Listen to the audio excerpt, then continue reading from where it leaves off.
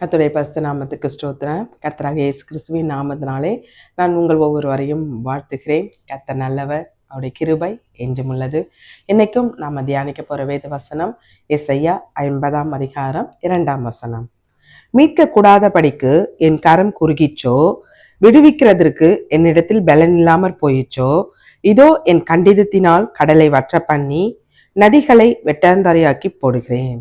ஹல்லேலூயா. இன்னைக்கும் நாம தியானிக்க போற வேத வசனம், ஆண்டவர் பாருங்க, மீட்க கூடாதபடிக்கு என் கரம் குறுகி போயிச்சோ, விடுவிக்க கூடாதபடிக்கு நான் பலனற்று போயிட்டேனோ அப்படின்னு சொல்லி இன்னைக்கும் இந்த நிகழ்ச்சியை பார்த்துக்கிட்டு இருக்க உங்களோடு கூட தான் இந்த வார்த்தையை கர்த்தராகிய ஆண்டவர் நமக்கு சொன்ன இந்த வார்த்தையை நம்ம தியானிக்க போறோம். இந்த வார்த்தை ஏசாயா தீர்க்கதரிசியின் மூலமாக ஆண்டோடைய வார்த்தை அன்று இருந்த இஸ்ரவேல் புத்திரருக்கு. இன்னைக்கும் பிசாசின் பிடியா, மனிதர்களின் பிடியா இப்படி மாட்டிக்கிட்டு இருக்குமே அப்படின்னு சொல்லி சிறையிருப்புல இருக்க உங்களை மீட்க கூடாதபடிக்கு என் கரம் குறுகி போயிற்றோ அப்படின்னு சொல்லி உங்களை பார்த்துதான் அந்த வார்த்தை. அன்னைக்கு இஸ்ரவேல் புத்திரருக்கு சொன்ன அதே வார்த்தையை இன்னைக்கு நம்ம தியானிக்க போறோம். கர்த்தருடைய கரம் குறுகி போகவில்லை. அவர் பலன் இல்லாதவர் அல்ல, அவர் பலன் உள்ளவர். அவர் நம்மை பலப்படுத்துகிற ஆண்டவர். அதே தான் மோசே இஸ்ரவேல் ஜனங்களோடு கூட யாத்ராகமம் 13ஆம் அதிகாரம் 3ஆம் வசனத்துல இஸ்ரவேல் ஜனங்களோடு கூட அவர் சொல்றாரு பாருங்க. அப்பொழுது மோசே ஜனங்களை நோக்கி, நீங்கள் அடிமைத்தன வீடாக எகிப்திலிருந்து புறப்பட்ட இந்த நாளை நினையுங்கள். கர்த்தர் பலத்த கையினால் உங்களை அவ்விடத்திலிருந்து புறப்பட பண்ணினார். கர்த்தர் பலத்த கையினால், ஹல்லேலூயா, அவருடைய பலத்த கரம், ஓங்கிய புயம். அன்னைக்கு எகிப்தில் அடிமைப்பட்டு கிடந்த அந்த இஸ்ரவேல் ஜனங்களை ஆண்டவர் ஓங்கிய புயத்தினாலும் தன்னுடைய பலத்த கரத்தினாலும் மீட்டெடுத்தார். ஹல்லேலூயா. பலன் இல்லாத ஒரு கரம் அல்ல, அது ஒரு குறுகி போயிருக்கிற ஒரு கரம் அல்ல, அது ஒரு பலத்த கரம். அது மட்டும் இல்லாம விடுவிக்கிறதுக்கு என்னிடத்தில் பலன் இல்லாமற் போயிடுச்சோ. ஹல்லேலூயா. விடுவிக்கிறதுக்கு, உங்களை விடுவிக்கிறதுக்கு என்கிட்ட என்ன பலன் இல்லையா அப்படின்னு சொல்லி ஆண்டவர் சொல்றாரு. இன்னைக்கும் அவருடைய கரம் எப்படிப்பட்டது, அவர் நம்ம எப்படி பலப்படுத்துவார் அப்படின்னு சொல்லி தான் நம்ம தியானிக்க போறோம். அவருடைய கரம் எப்படிப்பட்டது அப்படின்னு சொல்லி மோசே சொன்னாரு, அவருடைய பலத்த கரம், அதனால நம்ம மீட்டெடுத்தார் அப்படின்னு சொல்லி. சங்கீதக்காரன் தாவீது அவருடைய கரம் எப்படிப்பட்டது அப்படின்னு சொல்லி அவர் சங்கீதங்கள் எழுதியிருக்காரு பாருங்க. சங்கீதம் 19ஆம் அதிகாரம் 1ஆம் வசனம். வானங்கள் தேவனுடைய மகிமையை வெளிப்படுத்துகின்றன, ஆகாய விரிவு அவருடைய கரங்களின் கிரியை அறிவிக்கிறது. ஹல்லேலூயா. வானங்கள் தேவனுடைய மகிமையை, வானத்தை பார்க்கும்போது அந்த தேவனுடைய மகிமை, அவர் எப்படிப்பட்டவர், எப்படிப்பட்ட சிலாக்கியம் படைத்தவர் அப்படின்னு சொல்லி நமக்கு உணர்த்துகிறது. ஆகாய விரிவு அவருடைய கரங்களின் கிரியையை அறிவிக்கிறது. ஆகாய விரிவு, அந்த ஆகாய விரிவை பார்க்கும்போது அவருடைய கரத்தின் கிரியைகள். ஹல்லேலூயா. அதே சங்கீதங்கள்ல சங்கீதம் 8ஆம் அதிகாரம் 3ஆம் வசனத்துல பாருங்க, உமது விரல்களின் கிரியைகளாகிய உம்முடைய வானங்களையும் நீ ஸ்தாபித்த சந்திரனையும் நட்சத்திரங்களையும் நான் பார்க்கும்போது மனுஷனை நீ நினைப்பதற்கும் அவனை விசாரிப்பதற்கும் அவன் ஏமாத்திரான். ஹல்லேலூயா. அவர் பாருங்க, ஆண்டவருடைய விரல்களின் கிரியைகள், அது ஆண்டவர் படைத்த அந்த நட்சத்திரங்களையும் சூரியன் சந்திரங்களை பார்க்கும்போது அவர் சொல்றாரு, உம்முடைய விரல்களின் கிரியைகள், சூரியன் சந்திரன் நட்சத்திரங்கள். ஹல்லேலூயா. இப்படி இதெல்லாம் சிருஷ்டித்த ஆண்டவர் மனுஷனை நினைப்பதற்கும் மனுஷனை விசாரிப்பதற்கும் அவன் ஏமாத்திரான். ஹல்லேலூயா. அவருடைய விரல்களின் கிரியைகளினால உண்டாக்கின வானங்கள், ஆகாய விரிவுகள், சூரியன் சந்திரன் நட்சத்திரங்கள். அவருடைய கரம் குறுகி போன கரம் அல்ல, அவருடைய விரல்களே இப்படிப்பட்ட காரியங்களை செய்து அப்படின்னு சொல்லி வேதத்துல பார்க்கலாம். அது மட்டும் இல்லாம சங்கீதங்கள்ல சங்கீதம் 145:16 அவர் பாருங்க, நீர் உமது கையை திறந்து சகல பிராணிகளின் வாஞ்சையும் திருப்தி ஆக்குகிறீர். ஹல்லேலூயா. அவருடைய கையை திறந்து சகல பிராணிகள், வெறும் மனுஷனை நினைக்கிறது, மனுஷனை விசாரிக்கிறது, அது மட்டும் இல்லாம அவருடைய கையை திறந்து சகல பிராணிகளின் வாயையும் திருப்தி ஆக்குகிறார். ஹல்லேலூயா. எப்படிப்பட்ட நல்ல ஆண்டவர் பாருங்க. அதையேதான் ஏசாயா தீர்க்கதரிசி சொல்றாரு, என் கை குறுகி போயிச்சோ. அன்னைக்கு இஸ்ரவேல் ஜனங்களும் இறைச்சி வேணும் அப்படின்னு சொல்லும் போது எல்லாரும் கேட்கிறாங்க, இறைச்சி வேணும், இறைச்சி இல்லாம நாங்க வெறும் இந்த மன்னாவையே சாப்பிட்டுக்கிட்டு இருக்கோம். தேவ தூதர்களின் உணவான மன்னாவை ஆண்டவர் கொடுத்திருக்காரு, ஆனா அதை உணராம இந்த மன்னாவே நாங்க சாப்பிட்டுக்கிட்டு இருக்கோம். எகிப்தின் இறைச்சி பாத்திரங்கள் என்று இருக்கும்போது நாங்க இறைச்சி எல்லாம் சாப்பிட்டோமே அப்படின்னு சொல்லி புலம்பின போது அதே போலதான் ஆண்டவர் சொல்றாரு, என் கரம் என்ன குறுகி போயிச்சோ, நான் உங்களுக்கு இறைச்சி கொடுக்க முடியாதோ அப்படின்னு சொல்லி ஒரு கீழ்காட்டுதான். பாத்தீங்கன்னா காடைகள், அந்த தரையில 3 முழம் அகலுக்கும் 3 நாள் பிரயாண தூரம், கிட்டத்தட்ட 20 மைல் தூரம் அப்படின்னு சொல்றாங்க. 3 நாள் பிரயாணங்களுக்கு அந்த காடைகளை கொடுத்த ஆண்டவர். அவருடைய கரம் குறுக்கி போகாத கரம். ஹல்லேலூயா. மீட்டெடுக்க முடியாதபடிக்கு, நம்மை பிரச்சனையிலிருந்து போராட்டத்திலிருந்து மீட்டெடுக்க முடியாதபடிக்கு அவருடைய கரம் குறுகி போன கரம் அல்ல. ஹல்லேலூயா. இப்பொழுதும் உங்க கரத்தையே எதிர்பார்த்து காத்திருக்கிறோம் அப்படின்னு சொல்லி அவருடைய பிள்ளையாக்கிய நீங்க அவருடைய கரத்தை எதிர்நோக்கி காத்திருக்கீங்களா? உங்களை வெட்கப்பட விட மாட்டார். ஏன்னா ஆண்டோடைய கருத்தை தானே நீங்க நோக்கி பார்த்துக்கிட்டு இருக்கீங்க. வானத்தையும் பூமியும் உண்டாக்கின கர்த்தரிடத்துல இருந்து எனக்கு ஒத்தாசை வரும். நான் உறவுகளை நோக்கி பார்க்க மாட்டேன், மனுஷங்களை நோக்கி பார்க்க மாட்டேன், என் ஃப்ரெண்ட்ஸை நோக்கி பார்க்க மாட்டேன், நான் உதவி செய்தவர்களை நான் நோக்கி பார்க்க மாட்டேன், உங்களையே நோக்கி பார்க்கிறேன் அப்படின்னு சொல்லி இந்த நிகழ்ச்சியை பார்த்து கொண்டு இருக்கோம். எஸ் மகனே, ஆண்டவர் உங்களோடு கூட தான் பேசிக்கிட்டு இருக்காரு. அவருடைய கரம் பலத்த கரம். அந்த பலத்த கரத்தினால உலகங்களையும் உங்களையும் என்னையும் இந்த உலக மனிதர்களையும் சகல ஜீவராசிகளையும் சிருஷ்டித்த ஆண்டவர். அவருடைய கரம் குறுகி போகவில்லைன்னு சொல்றாரு. ஹல்லேலூயா. அவருடைய கரம் குறுகி போகாத கரம். ஹல்லேலூயா. இப்பொழுதும் வேதனை மேல வேதனை, போராட்டம் மேல போராட்டம். இந்த வருஷமாவது, இந்த மாதத்துக்குள்ளேயாவது என் பிரச்சனை ஆண்டவர் என்னை மீட்டு எடுப்பாரா அப்படின்னு சொல்லி ஒரு ஏக்கத்தோடு கூட வேதனையோடு கூட இந்த நிகழ்ச்சியை பார்த்து இந்த மெசேஜை கேட்டுக்கொண்டு இருக்கோம். நல்ல மகளே, ஆண்டவருடைய கரம் குறுகி போன கரம் அல்ல, அவர் உங்களை மீச்செடுக்கிற ஒரு கரம். ஹல்லேலூயா. எப்பேற்பட்ட வேதனையிலையும் சோதனையிலையும் இருந்த ஜனங்களை அவர் மீட்டெடுக்கிற ஆண்டவர். அன்னைக்கு இஸ்ரவேல் ஜனங்களை மீட்டு எடுத்தார் இல்லையா? பெருமூச்சு விட்டாங்க, அங்கலாய்த்தாங்க. ஆனாலும் அவர்களை மீட்டெடுத்த ஆண்டவர் என்னைக்கும் அவங்களோடு கூட இருக்கார். அவருடைய கரம் குறுக்கி போகவில்லை. எஸ், இந்த நிகழ்ச்சியை பார்த்துக்கிட்டு இருக்க வாலிப மகளே, தாயோடைய பராமரிப்பு, தகப்பன் இல்லை, நீங்க தான் எங்க ஏசு டேடி அப்படின்னு சொல்லி, இந்த ஏசு டேடி என்னை கைவிடாம இருப்பாரா அப்படின்னு சொல்லி இப்பொழுதும் அவரை மட்டும்தான் நம்பி இருக்கேன். அவர் என்னை விடுவிப்பாரா, இந்த காரியத்துல விடுவிப்பாரா அப்படின்னு சொல்லி ஒரு 2 காரியத்தை மனசுக்குள்ள வச்சு குழப்பிக்கிட்டு இந்த காரியம் நலமாய் முடிந்தா நல்லா இருக்கும் அப்படின்னு சொல்லி எதிர்பார்ப்போடு கூட காத்திருக்கோம் நல்ல மகளே. ஆண்டவருடைய கரம் குறுகி போகாத ஒரு கரம், உங்களை மீட்டெடுத்த ஒரு கரம். உங்களுக்கு வேண்டிய காரியங்களை செய்யாம விட்டுடுவாரா? அவர் நிச்சயமாகவே செய்வார். நிச்சயமாகவே உங்களுடைய காரியத்துல ஒரு முடிவு உண்டு. உன் நம்பிக்கை வீண் போகாது. எத்தனையோ வருடங்களா இது எனக்கு முடியாத ஒரு காரியமா இருக்கு. அன்னைக்கு தாவீது கூட ஒரு அரண்மனை கட்டிட்டாரு, தேவாலயம் தான் வேணான்னு ஆண்டவர் சொன்னாரு, ஆனா அரண்மனை கட்டிட்டாரு. நானும் எத்தனையோ வருஷமா எனக்குன்னு ஒரு வீடு இதை கட்டணும்னு பிரயாசப்படுறேன். ஆனா எத்தனை தடங்கல்கள், எத்தனை காரியங்கள். இந்த வருஷமாவது ஆண்டவர் என்னை மீட்டெடுப்பாரா? அந்த வீடு கட்டுற காரியத்துல அவருடைய கரத்தை எனக்காக திறந்து கொடுப்பாரா அப்படின்னு சொல்லி, வானத்தின் பலகணிகளை எனக்காக திறப்பாரா? நான் எத்தனை ஊழியங்களை நான் சப்போர்ட் பண்ணேன், எனக்கு வானத்தின் பலகணிகள் திறக்கப்படுமா அப்படின்னு சொல்லி அவருடைய கரத்தை எதிர்நோக்கி காத்திருக்கோம் நல்ல மகனே. ஆண்டவர் உங்களுக்கு இந்த வருடம் நிச்சயமாகவே அவருடைய மீட்டெடுக்கும் கரம் உங்களோடு கூட இருக்கு. ஹல்லேலூயா. அது மட்டும் இல்லாம அந்த வேத வசனத்திலேயே ஏசாயா 50ஆம் அதிகாரம், விடுவிக்க முடியாதபடிக்கு என்னுடைய பலன் எல்லாமற் போயிற்றோ, என்னுடைய கண்டிதத்தினால் கடலை வற்றி போக பண்ணி நதியை கட்டாந்தரை ஆக்குகிற ஆண்டவர். அவருடைய ஒரு வார்த்தை போதும் கடல் குவியலா நிற்பதற்கு, நதி கட்டாந்தரையாய் மாறுவதற்கு. உங்களுடைய காரியம் அவருக்கு எம்மாத்திரம். ஹல்லேலூயா. அவர் பலனற்றவரோ அப்படின்னு சொல்லி ஆண்டவர் கேட்கிறாரு. நம்முடைய ஆண்டவர் பலன் உள்ளவர்.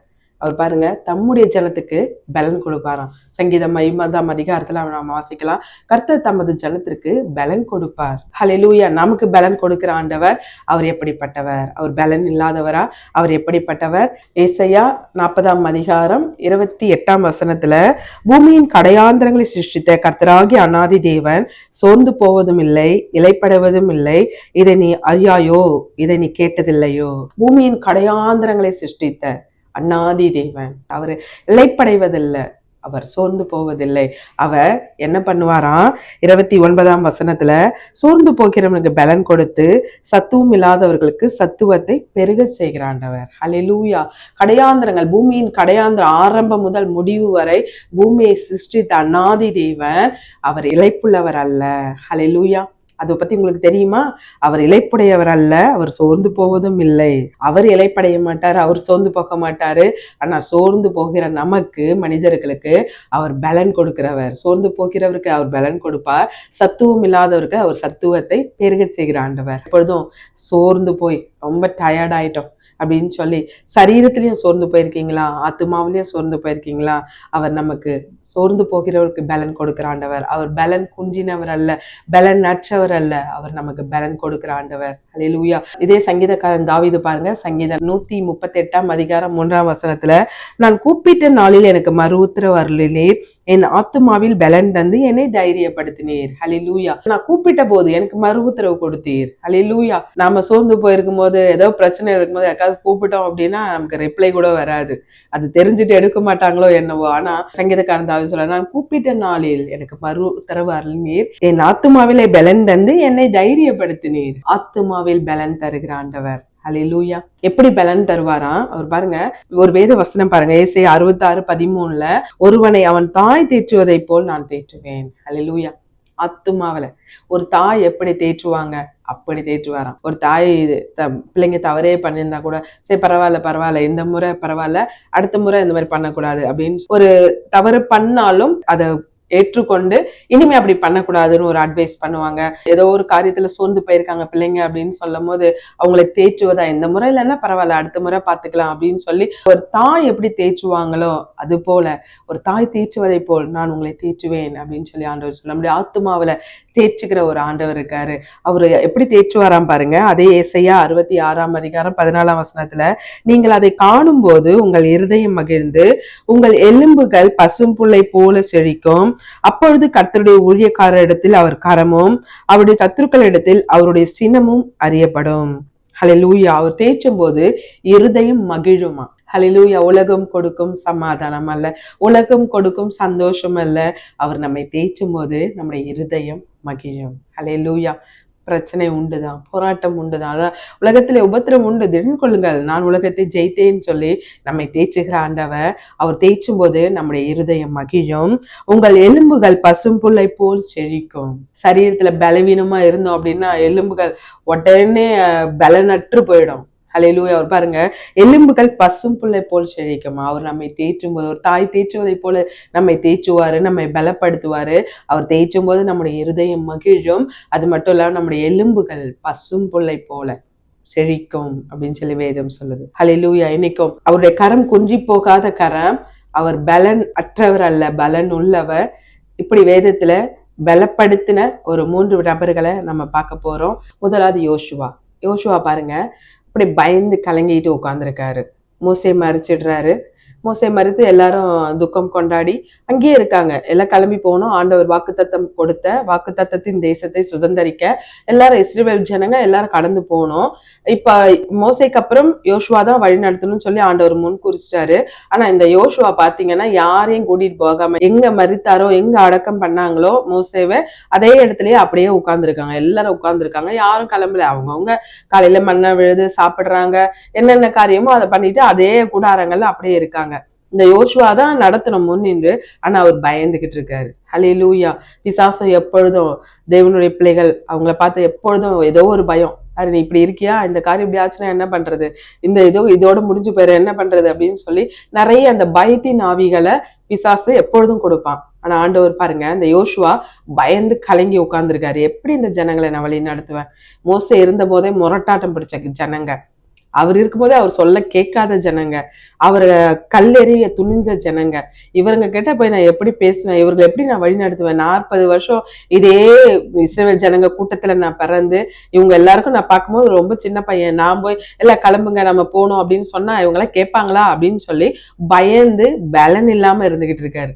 ஆண்டவர் அப்பதான் பாருங்க, முதல்ல போனோன்னு என்ன சொல்றாரு. யோசுவா 1:6 பலங்கொண்டு திடமானதாரு. யோசுவா பலங்கொண்டு திடமானதாயிரு.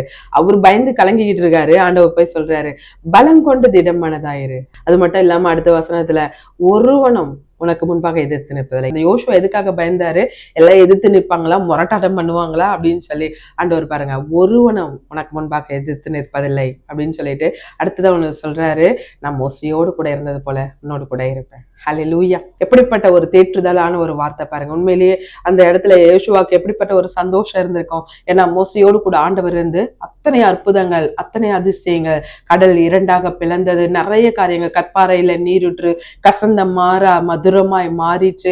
இப்படி எத்தனையோ காரியங்கள் அவங்க கேட்டது ஒவ்வொரு காரியங்களும் இந்த மோசே செய்தாரு. மோசையோடு கூட ஆண்டவர் இருந்தாரு. நான் லட்சக்கணக்கான ஜனங்களை நான் வழி நடத்தணும் அப்படின்னு சொல்லி பயந்து கலங்கிட்டு இருக்காரு. அப்பதான் ஆண்டவர் வந்து சொல்றாரு, மோசையோட இருந்தேன் இல்லையா யோசுவா, நான் உன்னோடு கூட இருப்பேன். ஹல்லேலூயா. இப்படிப்பட்ட ஒரு நல்ல வார்த்தை பாருங்க. இப்பொழுதும் எங்க கூட ஆண்டவர் இருக்காரு. ஆனா இப்ப இந்த காரியங்களை செய்ய என்ன பண்றதுன்னு தெரியல அப்படின்னு சொல்லி தயக்கத்தோடு கூட இந்த யோசுவாவை போல என்னை சுத்தி இப்படி என்ன ஒரு மாதிரி ஏளனமா பேசுற ஜனங்க, நான் என்ன பண்ணாலும் இது வந்து அவரால் முடியாது அப்படின்னு சொல்லி மட்டுப்படுத்தி பேசுற ஜனங்க, இவங்க முன்னாடி நான் என்னதான் பண்றது அப்படின்னு சொல்லி மன சஞ்சலத்தோடு கூட, ஈசாமா இப்ப இந்த நிகழ்ச்சியை பார்த்துக்கிட்டு இருக்க மகனே, ஆண்டவர் உங்களோடு கூட தான். அன்னைக்கு இஸ்ரவேல் ஜனங்களுக்காக அந்த யோசுவா பயந்துகிட்டு இருந்தாரு. ஹல்லேலூயா. ஆண்டவர் பாருங்க, நான் மோசையோட இருந்தேன்ல, நான் உன்னோடு கூட இருப்பேன். ஹல்லேலூயா. அது மட்டும் இல்லாம நான் உன்னை விட்டு விலகிறது இல்லை, உன்னை கைவிடுறது இல்லை. எப்படிப்பட்ட ஒரு தேற்றுதலான ஒரு வார்த்தை பாருங்க. ஹல்லேலூயா. ஒருவனும் வார்த்தையை எதுக்கு அவர் பயந்திருந்தாரோ அதுதான் சொல்றாரு, ஒருவனும் உனக்கு முன்னாடி எதிர்த்து நிற்பதில்லை. ரெண்டாவது, நான் மோசை கூட எப்படி எல்லாம் இருந்தனோ அப்படியே நான் உன் கூட இருப்பேன். அது மட்டும் இல்ல, மூணாவது ப்ராமிஸான ஒரு வேர்டு, உன்னை விட்டு விலகவே மாட்டேன், உன்னை கைவிடவே மாட்டேன். அந்த யோசுவாவுக்குள்ள அந்த பயம் இருந்தது. அந்த பயத்துல இருந்து ஆண்டவர் அவரை விடுவித்தாரு. உடனே யோசுவா போய் எல்லாத்தையும் சொல்றாரு, கிளம்புங்க, நம்ம போலாம், ஆண்டவர் வாக்குத்தத்தத்தை கொடுத்த அந்த தேசத்தை சுதந்திரிக்கணும் அப்படின்னு சொல்லும் போது அந்த இஸ்ரவேல் புத்திரோட தலைவர்கள்லாம், நாங்க மோசை கூட எப்படி இருந்த உறுதுணையா இருந்தோமோ அது போல உங்களோடு கூட இருப்போம். ஆண்டவர் தேய்ச்சாரு. உடனே யாரை நினைச்சு பயந்துட்டு இருந்தாங்களோ அந்த ஜனங்கள்லாம் சொல்றாங்க, நாங்க மோசைக்கு எப்படி உறுதுணையா இருந்தோமோ அது போல உங்க கூட உறுதுணையா இருப்போம் அப்படின்னு சொல்லி. நம்முடைய ஆண்டவர் எவ்வளவு நல்ல ஆண்டவர் பாருங்க. ஹல்லேலூயா. நம்மை பலப்படுத்தி நம்மை வழி நடத்துகிற ஆண்டவர். கர்த்தர் தமது ஜனத்துக்கு பலன் கொடுப்பார். அவர் பலன் அற்றவர் அல்ல, அவர் பலன் கொடுக்கிற ஆண்டவர். அன்னைக்கும் சீஷர்கள் படகுல போயிட்டு இருக்காங்க. பாத்தீங்கன்னா பெருத்த காற்று வீசுது, சூறாவளி காற்று, கடல் கொந்தளிக்குது. அவரு கப்பலோட பின்னணித்த தலையணை வச்சு படுத்து தூங்கிட்டு இருக்காரு. சீஷர்கள்லாம் பாக்குறாங்க, கொஞ்ச நேரத்துல எல்லாம் சரியாயிடும் பார்த்தா இன்னும் அதிகமா கடல் கொந்தளிக்குது, புயல் காற்று வீசுது. அப்பதான், ஐயரே நாங்க மடிந்து போறோம், நீங்க தூங்கிட்டு இருக்கீங்களே. அவர் உடனே எழுந்திருச்சு, ஏன் பயப்படுறீங்க? ஹல்லேலூயா. ஆண்டவர் நம்மோடு கூட இருக்கும்போது நம்ம ஏன் பயப்படணும்? அன்னைக்கு பாருங்க, சீஷர்கள் பயப்படுறாங்க. கர்த்தராகிய இயேசு கிறிஸ்து கூட இருக்காரு, ஆனா அவங்க காற்றையும் கடல் கொந்தளிக்கிறதும் பார்த்து பயப்படுறாங்க. உங்களை சுத்தி காற்று போல பிரச்சனை, கடல் கொந்தளிக்கிறது போல போராட்டம் இருக்கலாம், ஆனா உங்க கூட ஆண்டவர் இருக்கார். ஹல்லேலூயா. ஏன் பிசாசு பயமுறுத்தி நம்ம இது அடுத்து என்ன பண்ணுமோ என்ன ஆகுமோ அப்படின்னு சொல்லி குழப்பங்களை கொடுத்துக்கிட்டு இருப்பான். ஆனா ஆண்டவர் பாருங்க, நம்மோடு கூட இருக்கும்போது நம்ம அந்த சூழ்நிலைகளை பார்க்க வேண்டாம், காற்றை பார்க்க வேண்டாம், கடல் கொந்தளிக்கிறத பார்க்க வேண்டாம். பலத்த கரத்தை உடைய ஆண்டவர், வானத்தையும் பூமியை உண்டாக்கின ஆண்டவர், அவர் நம்மோடு கூட இருக்கார். நம்ம அவருடைய முகத்தையே நோக்கி பார்ப்போமே. அவருடைய முகத்தை நோக்கி பார்க்கும் போது நமக்கு வேதனை இல்லை, பாடுகள் இல்லை, கவலை இல்லை, கண்ணீர் இல்லை, கஷ்டம் இல்லை.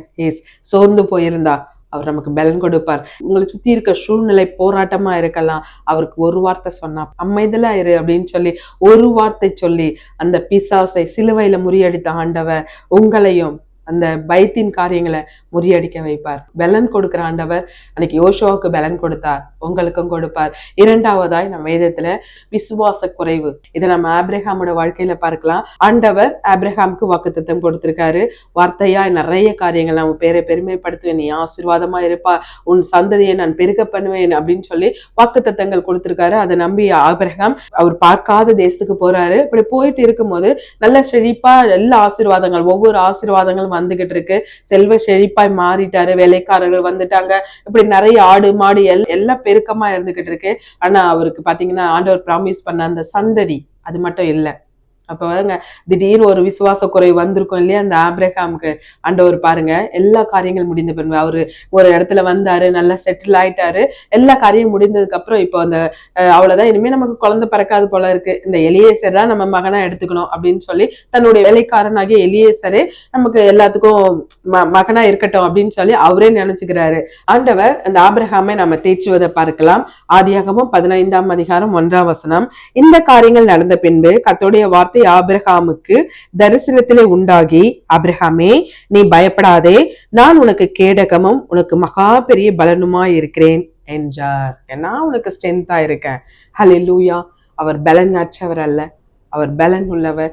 இந்த ஆபிரகாம் விசுவாச குறைவா இருக்கும் போது ஆண்டவர் வந்து பாருங்க, நான் உன்னோடு கூட இருக்கேன். பயந்துகிட்டு இருக்கியா, நான் சொன்ன வாக்குத்தத்தம் நிறைவேறாதுன்னு சொல்லி பயந்துகிட்டு இருக்கியா, பயப்படாதே, நான் உனக்கு கேடகமும் மகா பெரிய பலனுமா இருக்கிறேன் என்று சொல்லி, அது மட்டும் இல்லாம பாருங்க, அவர் அவனை வெளியே அழைத்து, நீ வானத்தை அண்ணாந்து பார், நட்சத்திரங்களை என்ன உன்னாலே கூடுமானால் அவைகளை எண்ணு அப்படின்னு சொல்லி, அப்படி உன் சந்ததி எண்ணக்கூடாததா இருக்கும் அப்படின்னு சொல்லி ஆபிரகாமுக்கு வாக்கு கொடுக்கிறாரு. ஹல்லேலூயா. நாம அவிசுவாச குறைவா இருக்கோம் அப்படின்னு சொன்னா பிசாசு நிறைய காரியங்களை காமிச்சு நம்ம அவிசுவாச குறைவு, எந்த காரியம் என்ன நடந்துச்சு, இது எப்படி நடந்துச்சு அப்படின்னு சொல்லி நம்ம ஆண்டவர் மேல வைத்த விசுவாசத்துல ஒரு குறைவு உண்டாக போராட்டங்களை அனுமதிப்பான். இந்த ஆபிரகாமுடைய வாழ்க்கையில அனுமதித்தது போல ஆண்டவர் இன்னைக்கும், நீ பயப்படாதே, நான் உனக்கு கேடகமும் மகா பெரிய பலனுமா இருக்கேன். வானத்து நட்சத்திரங்களை என்ன கூடுமானால் நீ என்ன, அப்படி உன் சந்ததிகளை கொடுப்பேன் என்று சொல்லி அப்படியே சந்ததிகளை கொடுத்த ஆண்டவர். ஹல்லேலூயா. நம்முடைய ஆண்டவர் பெரியவர்,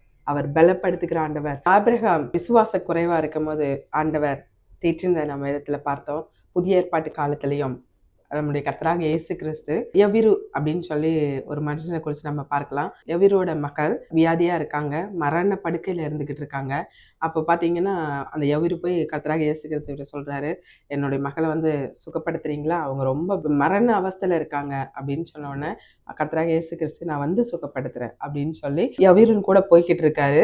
அப்படி போய்கிட்டு இருக்கும்போது தான் பெரும்பாடுள்ள ஸ்திரீ வந்து வஸ்திரத்தை தொடுறாங்க, அவரு சரீரத்திலிருந்து வல்லமை போகுது. இப்படி அந்த காரியங்கள் நடந்துகிட்டு இருக்கும்போது கொஞ்சம் டிலே ஆயிடுது. கர்த்தராகிய இயேசு கிறிஸ்து யவிரின் வீட்டுக்கு போற வழியில நடந்த காரியங்களால கொஞ்சம் டிலே ஆயிடுது.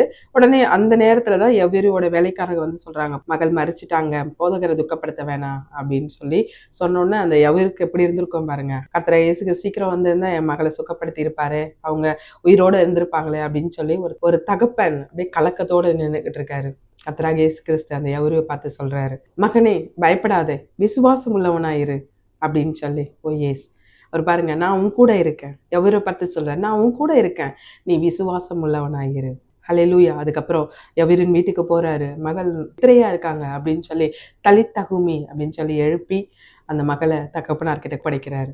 ஹல்லேலூயா. மரித்த வாலிப மகளை உயிரோடு கூட எழுப்பின ஆண்டவர் நம்மோடு கூட ஆண்டவர் இருக்காரு. அன்னைக்கு சொல்ல, நான் உன் கூட இருக்கேன், விசுவாசம் உள்ளவனாயிரு.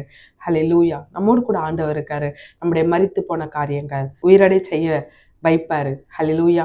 ஏதோ ஒரு காரியத்துல இது மரித்து போன சூழ்நிலையாவே இருக்குது அப்படின்னு சொல்லி கவலைப்பட்டுக்கிட்டு இருக்கீங்களா, உங்க கூட ஆண்டவர் இருக்காரு. ஹல்லேலூயா. நாம் செய்ய வேண்டியது விசுவாசம் உள்ளவர்களா இருக்கணும். அன்னைக்கு ஆபிரகாம் விசுவாசம் குண்டின போதுதான் அவர் போய் சொல்றாரு, பயப்படாதே, நான் உனக்கு கேடகமும் மகா பெரிய பலனுமா இருக்கிறேன். அன்னைக்கு யவிரவும் கர்த்தராகிய இயேசு சொல்றாரு, பயப்படாதே, விசுவாசம் உள்ளவனாயிரு. ஹல்லேலூயா. இன்னைக்கு இந்த நிகழ்ச்சியை பார்த்துக்கிட்டு இருக்க உங்ககிட்ட தான் ஆண்டவர் சொல்றாரு, பயப்படாதீங்க, விசுவாசம் உள்ளவர்களா இருங்க. ஹல்லேலூயா. நான் உங்களோடு கூட இருக்கேன். அன்னைக்கு யோசுவா கிட்ட சொன்னார் இல்லையா, நான் உன்னை விட்டு விலகிறதில்ல, உன்னை கைவிடுறதில்ல. ஓ எஸ். ஒரு 2 காரியங்களை நினைச்சு கலக்கத்தோடு கூட இந்த நிகழ்ச்சியை பார்க்கும் போதெல்லாம் ஒரு அற்புதம் எனக்கு நடக்குது, இன்னைக்கு இந்த நிகழ்ச்சியை பார்க்கும்போது என்ன பேசுறாங்களோ, எனக்கு என்ன அற்புதம் நடக்குதுன்னு பார்க்கலாம் அப்படின்னு சொல்லி ஒரு காரியத்தை நினைச்சு இந்த நிகழ்ச்சியை பார்த்து கொண்டு இருக்கும் மகனே, விசுவாசம் உள்ளவர்களா இருங்க. கர்த்தர் உங்களோடு கூட இருக்கார். பரிசுத்த ஆவியானவர் உங்களோடு கூட இருக்கார். முடியாததை முடிய செய்ய வைக்கிற ஆண்டவர் உங்களோடு கூட இருக்கிறாரு. உங்களை மீட்டு எடுத்தார், அடிமைத்தனத்திலிருந்து மீட்டு எடுத்த ஆண்டவர். இது அவருக்கு லேசான காரியம். ஹல்லேலூயா.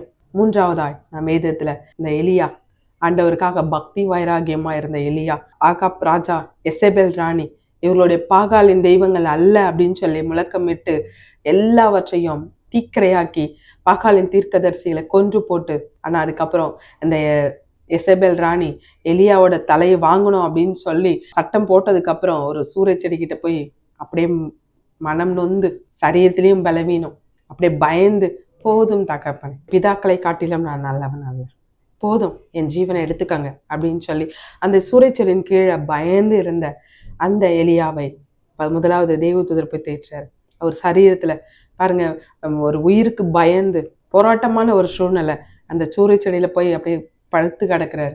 தேவதூதர் வந்து எழுப்புறாரு, எலியா நீ போக வேண்டிய தூரம் ரொம்ப தூரம் இருக்கு. தழல்ல சுட்ட அப்பமும் தண்ணீரை வச்சு எழுப்புறாரு, எலியா நீ போக வேண்டிய தூரம் ரொம்ப தூரம் இருக்கு அப்படின்னு சொல்லி. ஹல்லேலூயா. அதை சாப்பிட்டுட்டு எலியா படுத்து திருப்பி தூங்கிடுறாங்களாம். திரும்ப ஒரு முறை, 2வது முறை திரும்ப தேவதூதர் தட்டி எழுப்புறாரு. எலியா, நீங்க போக வேண்டிய தூரம் ரொம்ப தூரம் இருக்கு அப்படின்னு சொல்லி. அதுக்கப்புறம் அந்த போஜனத்தின் பலனால் ஒரு 40 நாள் ஓரேப் அப்படின்ற அந்த ஒரு மலை வரைக்கும் கடந்து போனார். அந்த சரீரத்துல பலவீனத்தை அறிந்த ஆண்டவர் இந்த தேவதூதர் மூலமாக பாருங்க அப்பமும் தண்ணியும் கொடுத்து அனுப்புறாரு. ஹல்லேலூயா. நம்முடைய சரீர பலவீனங்களை நீக்குகிற ஒரு ஆண்டவர். அன்னைக்கு தேவதூதரை கொண்டு எலியாவின் சரீர பலவீனங்களை நீக்கின ஆண்டவர். அதுக்கப்புறம் போயிட்டு ஒரு கண்மலையில ஒரு குகைக்குள்ள போய் எலியா இருக்காரு. ஆண்டவர் பாக்குறாரு. ஆண்டவர் போய், எலியா எங்க இருக்க, இங்க என்ன காரியம் நடந்தது? அவர் பாருங்க ரொம்ப கவலையா சொல்றாரு, நான் உங்களுக்காக பக்தி வைராக்கியமா இருந்தேன், எத்தனை காரியங்கள் செஞ்சேன், இப்ப ஆனா அந்த எசபேல் ராணி என் தலையை எடுக்க ஆள் வச்சுட்டாங்க அப்படின்னு சொல்லி, அதனால நான் இங்க வந்து ஒளிஞ்சிருக்கிறேன். புலம்ப ஆரம்பிச்சிடாரு. ஆண்டவர் கேட்கிறாரு, உனக்கு எங்க என்ன காரியம் வந்தது அப்படின்னு சொல்லும் போது அவர் புலம்புறார், நான் உங்களுக்காக பக்தி வைராக்கியமா இருந்தேன். ஹல்லேலூயா. ஆண்டவருக்காக பக்தி வைராக்கியமா இருக்கிறவர்களை சரீர பலவீனத்திலையும் அவர் பலன் கூன்ற விட மாட்டாரு, ஆவிக்குரிய காரியத்திலையும் பலன் கொன்ற விட மாட்டாரு. அவர் பாருங்க அதுக்கப்புறம் சொல்றாரு, உனக்கு செய்ய வேண்டிய காரியம் நிறைய இருக்கு, நீ போ, அசைகளை அபிஷேகம் பண்ணு, நிம்சியின் குமாரன் ஒருத்தர் யகு இருக்காரு இல்லையா, அவரை போய் அபிஷேகம் பண்ணு, உனக்கு அடுத்த ஸ்தானத்துல எலிசாவை அபிஷேகம் பண்ணு, இதெல்லாம் நீ செய்யணும், நான் உன் கூட இருக்கேன். ஹல்லேலூயா. எலியாவை ஆண்டவர் தேய்ச்சுவதை பாருங்க. அவரு பயந்து, விசுவாச குறைவு வந்துருச்சு, உயிருக்கு பயம் வந்துருச்சு, ஆண்டவருக்காக இப்படி பக்தி வைராக்கியம் இருந்து எனக்கு என்ன கிடைச்சது அப்படின்னு சொல்லி சோர்ந்து போயிருக்காரு. ஆண்டவர் அந்த நேரத்துலதான் இப்படிப்பட்ட காரியங்கள் எல்லாம் நீ செய்யணும். அவருக்கு தெரியும் ஆண்டவர் இந்த காரியம் எல்லாம் செய்யணும்னு சொல்லிட்டாருன்னா அப்ப அது வரைக்கும் அவர் ஜீவனோடு கூட இருப்பாரு.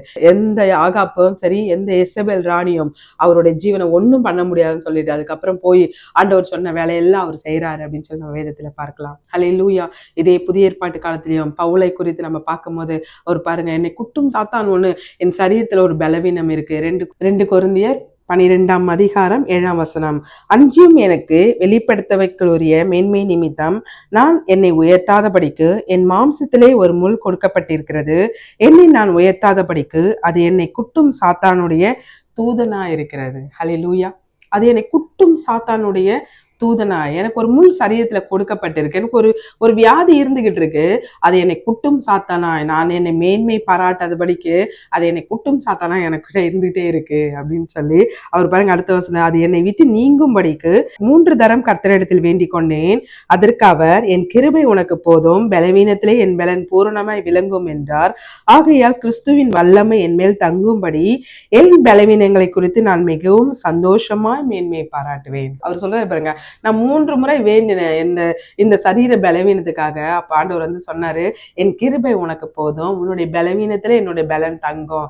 அது சொன்ன உடனே நான் பலவீனமா இருக்கிறது நல்லது, கிறிஸ்துவின் வல்லமை என் மேல் தங்கும்படி. ஹல்லேலூயா. ஹல்லேலூயா. என் பலவீனங்களை குறித்து நான் மிகவும் சந்தோஷமாய் மேன்மையை பாராட்டுவேன். ஹல்லேலூயா. அவர் பாருங்க, அவருடைய வல்லமை, கிறிஸ்துவின் வல்லமை எனக்குள்ள கடந்து வரணும்னு சொல்லி, அதனால நான் பலவீனப்பட்டது நல்லது. ஹல்லேலூயா. ஒருத்தருக்கும் ஒரு பிசாசு குட்டும் சாத்தானா ஒரு முள் வைக்கலாம், ஆண்டவர் நம்முடைய வாழ்க்கையில அனுமதிப்பார். எதுக்கு அப்படின்னு சொன்னா அவருடைய வல்லமை நம்ம தங்கும்படியாய். ஹல்லேலூயா. அன்னைக்கு யோசுவா சோர்ந்து போயிருந்த போது தேற்றின ஆண்டவர், சீஷர்களோடு கூட படகுல இருந்த அந்த சீஷர்கள் பயந்த போது அவர்களை தேற்றின ஆண்டவர், அப்ரஹாமை தேற்றின ஆண்டவர், எலியாவை தேற்றின ஆண்டவர். இப்பொழுது அந்த பவுல் சொல்றது போல நம்ம எல்லாருக்கும் ஒரு குட்டும் சாத்தானாய் ஒரு பிரச்சனை இருக்கலாம், ஒரு போராட்டம் இருக்கலாம், அதுல கிறிஸ்துவின் வல்லமை வெளிப்படும் பொருட்டு அதை நான் மேன்மையாக எண்ணுவேன்னு சொல்லி இந்த பவுல் சொன்னதை போல எங்களுக்கும் ஒரு முள் கொடுக்கப்பட்டிருக்கா, இந்த காரியம் அனுமதித்தது இது எங்களுக்கு நன்மைக்கு அப்படின்னு சொல்லி, இதனால கிறிஸ்துவின் வல்லமை பலப்படுத்துகிற கிறிஸ்து எங்க மேல தங்குவார் அப்படின்னு சொல்லி அந்த முள்ளின் நிமித்தம் நான் மேன்மை பாராட்டுவேன் அப்படின்னு சொல்லி நாமும் சொல்லலாமா? எப்பொழுதும் கண்களை மூடி, எங்களுக்கு பலன் வேணும் டாடி, நாங்க உங்களுடைய கரம் குறுகி போனதுன்னு சொல்லி நாங்க விசுவாசத்துல கொஞ்சம் குறைவா இருந்திருக்கலாம், இப்பொழுதும் எங்களை மன்னித்து ஆண்டவர் எங்களை பலப்படுத்துவீராக அப்படின்னு சொல்லி கேட்போமா? கண்களை மூடி நாம் ஜெபிப்போமா? ஸ்தோத்திரம். ஹல்லேலூயா. அனுமதித்ததெல்லாம் நன்மைக்காக, நடத்திடும் பாதைகளும் நன்மைக்காக, அனுமதித்ததெல்லாம் நன்மைக்காக, நடத்திடும் பாதைகளும் நன்மைக்காக, அதினதின் காலத்தில் நேர்த்தியாய் செம்மையாய் எனக்காக யாவையும் செய்து முடிப்பீர். அதினதின் காலத்தில் நேர்த்தியாய் செம்மையாய் எனக்காக யாவையும் செய்து முடிப்பீர். உங்க கைகள் குறுகவில்லை, உம்மால் கூடாதது எதுவும் இல்ல. உங்க கைகள் குறுகவில்லை, உம்மால் கூடாத எதுவும் இல்ல. உம்மால் கூடாதது எதுவும் இல்ல. உம்மால் கூடாதது எதுவும் இல்ல. ஓ எஸ் டாடி, ஹல்லேலூயா. உம்மால் கூடாத காரியம் ஒன்றுமில்லை. நீர் பலன் இல்லாதவர் அல்ல. உம்முடைய கரம் குறுகி போகவில்லை டாடி. இப்பொழுது அந்த நிகழ்ச்சியை பார்த்துக்கிட்டு ஏஸ் டாடி ஒரு அபூரிதினிக்காயா சோர்வோடு கூட மனக்கலக்கத்தோடு கூட எங்களை மீட்டெடுக்கிற ஆண்டவர், நாங்க உண்மையே நம்பி இருக்கோம் சொல்லி உங்க முகத்தையே பார்த்திருக்க ஒவ்வொருவரையும் ஆண்டவர் மீட்டெடுப்பீராக, ஆண்டவர் பலப்படுத்துவீராக. இப்பொழுதும் அந்த பவுலோடு கூட இருந்த ஆண்டவர், ஹல்லேலூயா ஹல்லேலூயா, உம்முடைய ஆவியினால் எங்களுடைய இருதயங்களில் ஸ்டாடி பலப்படுத்துகிற ஆண்டவர் அப்படின்னு சொல்லுங்க வேதத்துல பார்க்கிறோம். உம்முடைய ஆவியினால், உம்முடைய பரிசுத்த ஆவியினால் ஒவ்வொருடைய இருதயங்களிலும் ஆண்டவர் நீர் பலப்படுத்துவீராக. இப்பொழுது அந்த நிகழ்ச்சியை பார்த்துக்கிட்டு இருக்க ஒவ்வொருவரையும் உம்முடைய கரத்துல கொடுத்து பிதா குமாரன் பரிசுத்தாவின் பேரால நசரேயனாக இயேசுவின் நாமத்தினால நான் ஆசீர்வதிக்கிறேன் டாடி, இயேசுவின் நாமத்தினால. ஆமீன் ஆமீன் ஆமீன். கர்த்தர் உங்கள் ஒவ்வொருவரையும் ஆசீர்வதிப்பாராக. ஆமீன். அன்பிற்குரியவர்களே, எங்களோடு நீங்கள் தொடர்பு கொள்ள வேண்டிய எங்கள் முகவரி pastor Catherine Raghupathi, race course road, Singapore 218573.